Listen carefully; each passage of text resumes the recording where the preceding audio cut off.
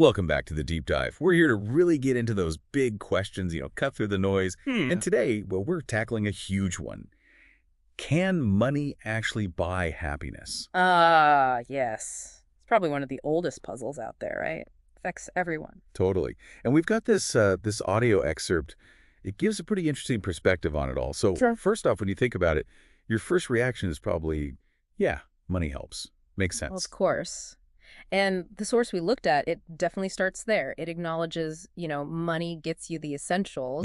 the necessities, food, shelter, and clothing. I mean, having those things obviously makes life better, less stressful. Definitely lowers the stress baseline. Hmm. But the source also points out it allows for more, like travel, buy some luxuries, or experience new things. Yeah, so it's a tool, a Mm-hmm. powerful one, no argument there. Mm-hmm. But here's where it pivots, and this is really interesting. It is. Because even after listing all those things, the good stuff money buys, the source draws a really clear line in the sand. It states, pretty definitively, it cannot buy happiness. Just flat out. Wow, okay.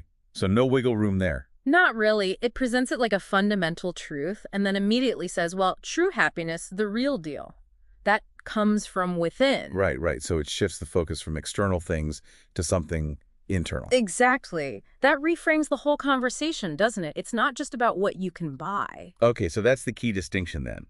It's not saying money is useless, No, not at all. but just that its power has limits, especially when it comes to actual happiness. So if it can't buy it directly, what can it do? Well, and this is where I think the source gets really practical and quite insightful, actually. Yeah. It doesn't just leave you hanging with you can't buy it. It suggests a way money can help. Not buying happiness, but the source says creating the condition for it. Creating the condition. Okay, how? Like, what does that mean? Well, think about it. The source talks about using money for experiences, not just stuff. Using it to build relationships, Yeah. even to pursue our dreams. Ah, okay. So it's about using money actively Yeah. to build a life, not just acquire things. Precisely. You're turning financial resources into well-being activities, Yeah. essentially. Things that research often links to genuine contentment, once your basic needs are covered. That makes a lot of sense. Moving beyond just removing the negatives, like poverty or stress, towards actively building positives. That's a great way to put it. Money helps us afford a better life, absolutely. It opens doors, gives us time, lets us chase those meaningful things. Hmm. And there's always a but. Right. But the source hammers it home again. It cannot buy true happiness. It keeps circling back to that core idea. And that final line it mentions. Yeah, powerful, isn't it? That comes from within you. It really emphasizes the difference between your external world and your internal state.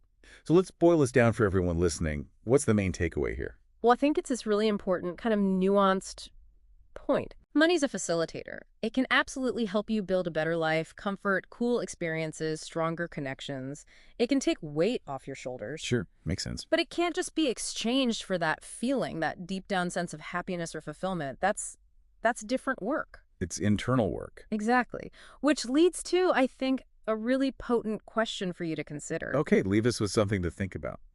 If we accept what the source says, that real lasting happiness truly comes from within, what does that actually imply for how you spend your resources? And not just money, right? You mean like time, Well, energy, focus? Yeah, exactly. How do you consciously, actively cultivate that inner happiness, maybe even separate from what your bank account looks like?